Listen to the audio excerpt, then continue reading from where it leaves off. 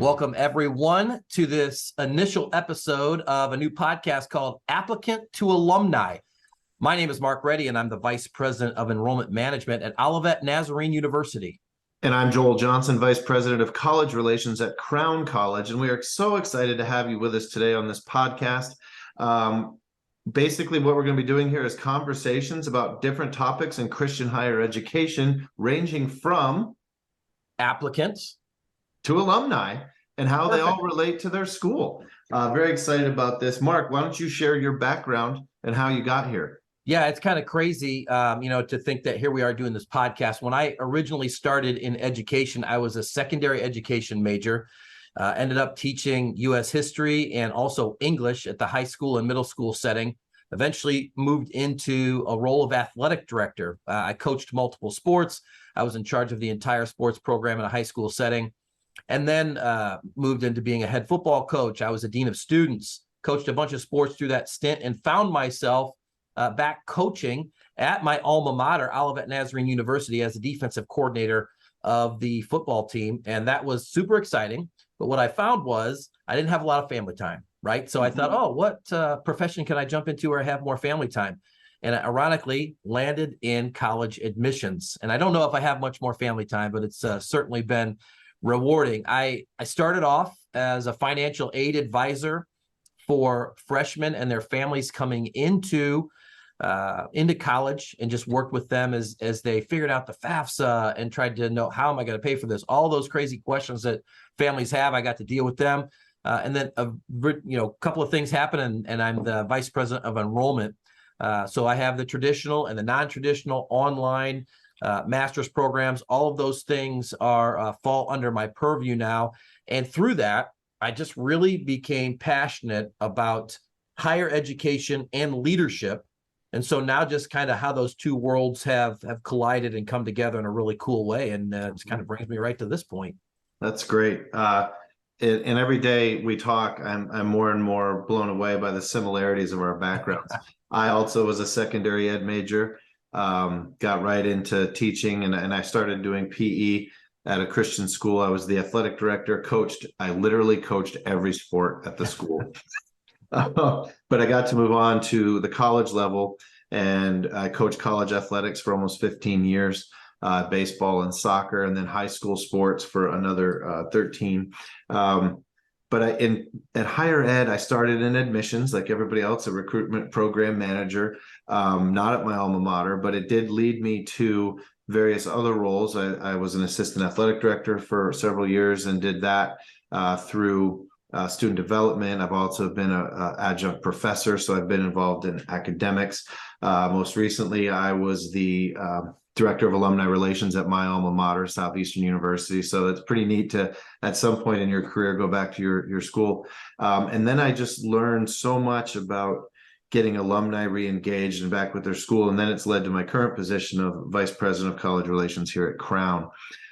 So these backgrounds led Mark and I to a crossroads in life where we met almost probably 2.5-3 years ago now. Yeah, it's been and in our PhD programs.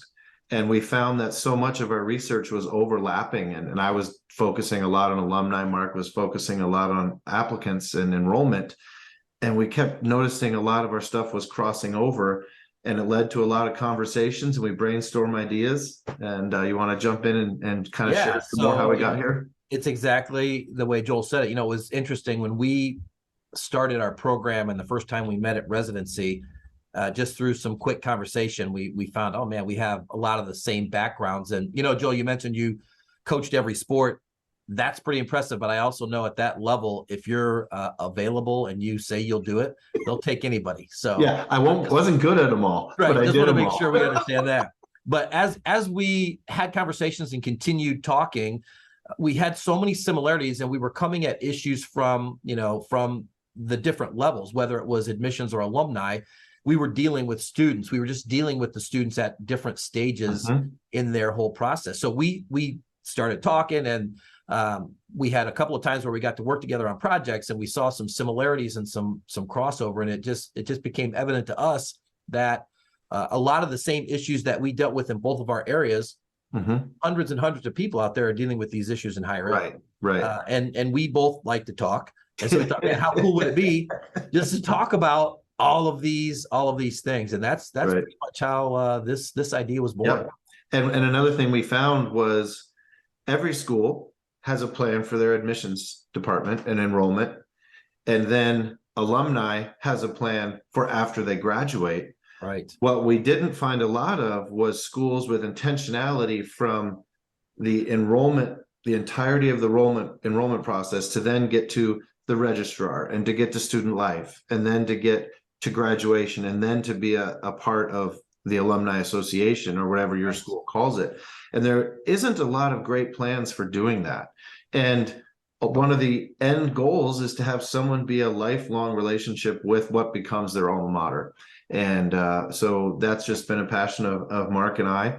And now we want to tease you a little bit about what this podcast setup will be. And the name's Applicant to Alumni. So we're going to give you some nuggets today about those different things. And Mark's going to lead us off. Yeah, I think, one of the things that really became clear to me was as students and their families go through this process, they're nervous, they're scared. You have people that are, some of them leaders in their industry, and they're extremely accomplished people, but they've never had a kid sign up for college. And there's so many things that go into that. And so from the perspective of the admissions department or the college itself, just a few things to keep in mind as you flesh out that perspective. And one of the things is, I think every school needs to be very focused on having students visit their campus. And that's a big part of it, the college visit.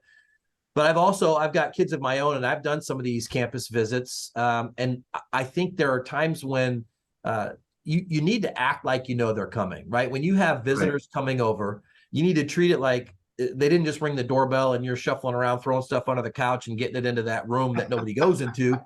You want to open the door and they feel like, oh, they knew I was coming. So I know, that visit to the campus is such a huge part from the perspective of the college. Make sure that they feel like they are welcome. And then, part of that visit, I feel like needs to be, you meet with a counselor. You have a counselor that is going to connect with the student, answer their questions, and really kind of paint the picture of what it would look like them to be a student at your university.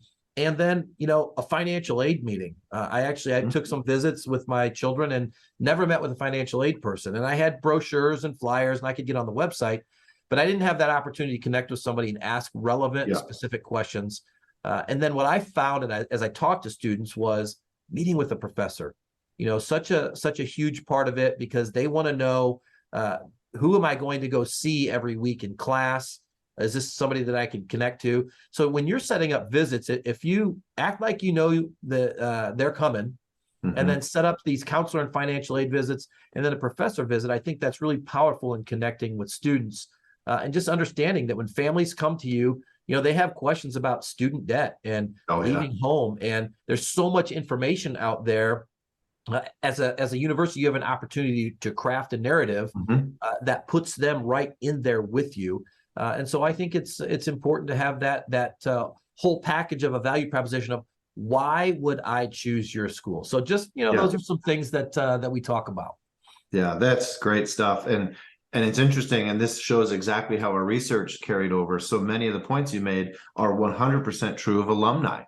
Getting alumni to come back and visit is a game changer. Right. Hopefully your school has grown. You've got remodeled buildings or new spaces on campus, and they can listen to the alumni director talk, or the vice president of college relations, or even the president or coach talk about all the great things that have happened, until they see it with their own two eyes. And it creates that enthusiasm. It's not personal to them. So those things are great too on the visits, and professors and former coaches, all of that. A couple things, just quick nuggets to take hold of for dealing with alumni. One, communication from day one. Now, I don't mean day one as a graduate. That means day one of them on campus. Try to find a way to get with the student development office and have a presentation to the parents and the students about what life is like for an alum, because graduation is coming. Another thing I like to make sure of, when I was the alumni director, we did not make official fundraising asks of alumni for 3 to 5 years. They would get our magazine, they would get our different stuff. If they heard about a fundraiser online, that was great, but they didn't get anything directly. That first time is just so important to get settled, to figure out your budget. Are you paying off loans? Last thing you want is to be offended by your alma mater, who you just paid a significant amount of money to. And I think we forget to be sensitive to that at times. Yes, we want the social engagement. Yes, we want everything else, but fundraising is a big part of college relations and alumni relations as well. Another thing that I have observed through a lot of different advancement, development, relations offices or whatever, it's often treated as a one-way street. What can the alum or the donor do for the school? And those relationships don't last forever. You want to develop a two-way street to where there's give and take going both ways. So try to find some services or some benefits for the alum as well as what they can do for the school. Ultimately, the goal of this whole thing, and for Mark and I in our schools and what we're doing, is a lifelong relationship for the applicant to alum, that they can say, this is my school, and 30, 40, 50 years after graduation, they still think of it as their school, and their home away from home. Right. And so that's what we're going to be doing. And I just want to thank you guys for listening to episode 1 of Applicant to Alumni. Building a journey that lasts a lifetime. Thanks, everyone. Thank you, guys. Bye.